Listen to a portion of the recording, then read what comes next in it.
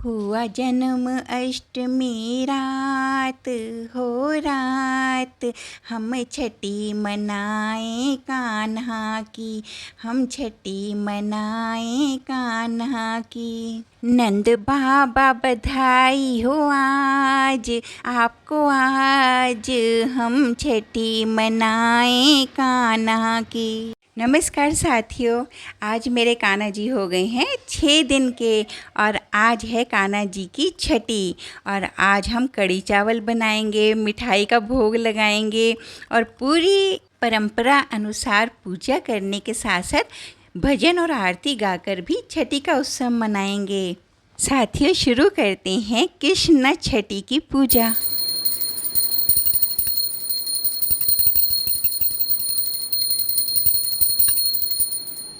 अभी लगभग 12 बजे का समय है। आसमान बिल्कुल साफ़ है, लेकिन रुई की तरह खिले खिले बादल अभी भी हैं आसमान में।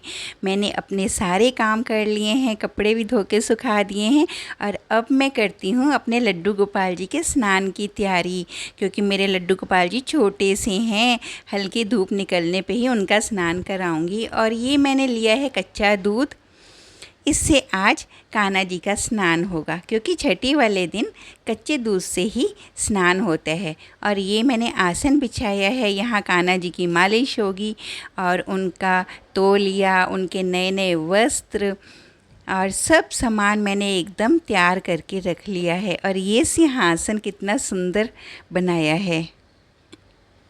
तो सबसे पहले मैं देसी घी से करूँगी अपने लड्डू गोपाल जी की मालिश।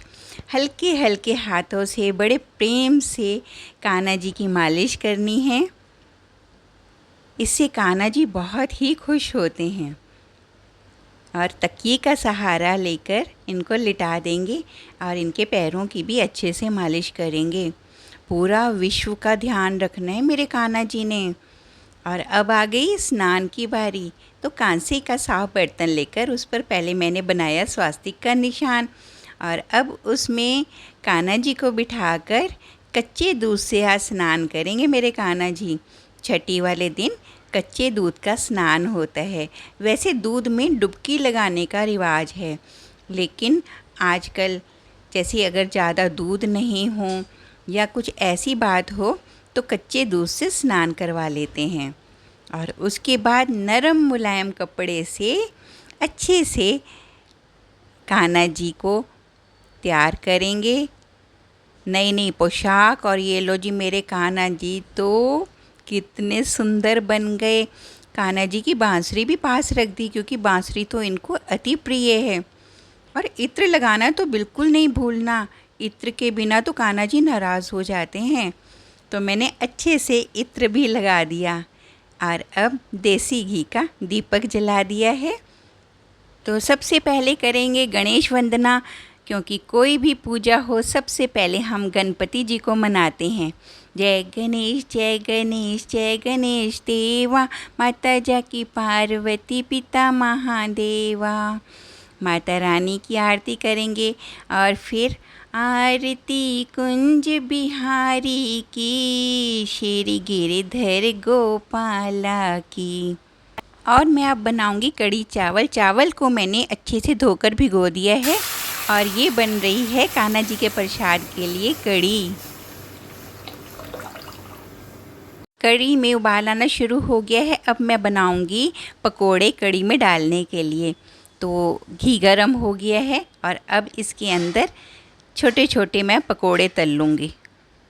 पकोड़े सुनहरी रंग कर हो गए हैं। अब इनको कढ़ाई से निकाल कर कढ़ी में डाल लेंगे और बन जाएंगे कढ़ी पकोड़ा। कढ़ी बनकर हो गई है तैयार। अभी मैंने इसमें तड़का नहीं लगाया है, इसलिए पहले मैं भोग के लिए अलग से कढ़ी निकाल लूँगी, क्योंकि ये बिना मिर्चों की है। और तड़के में मैं डालूँगी थोड़ी सी लाल मिर्च, जिसको कि सभी परिवार वाले भी खाएंगे। और अब मैं बनाती हूँ चावल। कढ़ाई में 1 चम्मच देसी घी लिया है, कुछ खड़े मसाले डाले हैं और फिर जीरे को अच्छे से चटका लिया है। आधी कटोरी चावल थे तो 1 कटोरी पानी डालकर इसको उबाल लूँगी और इसमें नमक और थोड़ी सी काली मिर्च डाल के भीगे हुए चावल भी इसमें मिलाकर चावल पका लूँगी। जब पानी उबल जाएगा तो भीगे हुए चावलों को इसमें डाल देना है और जब पानी सूख जाएगा तब खिले खिले चावल तैयार हो जाएंगे। कढ़ी चावल बनाने की मैंने विधि पूरी अपनी वीडियो में बनाई है। अगर आपको कढ़ी चावल कैसे बनाने हैं तो आप मेरी वो वीडियो चेक कर लीजिए। और ये कढ़ी के लिए तड़का भी तैयार हो गया है। इस मज़ेदार तड़के को हम मिला देंगे कढ़ी के अंदर और बहुत ही स्वादिष्ट कढ़ी चावल बनकर हो गए हैं तैयार। शाम का समय हो गया है और अब करते हैं छठी पर्व की पूजा। मैंने भोग के लिए कढ़ी चावल भी ले लिए हैं और लड्डू भी ले लिए हैं और ये मेरे कान्हा जी सिंहासन पर विराजमान हो गए हैं और ये पूरा दरबार इस तरीके से सजा लिया है।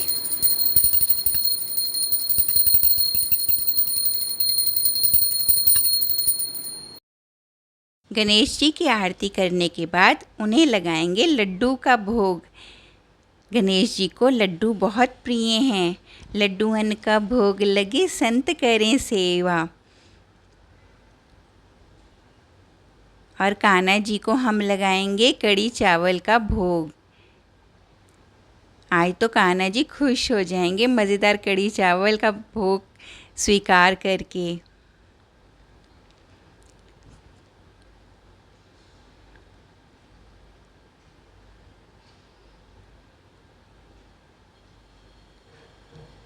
कान्हा जी को नए नए वस्त्र भी पहना दिए हैं, श्रृंगार भी कर दिया है, भोग भी लगा लिया है।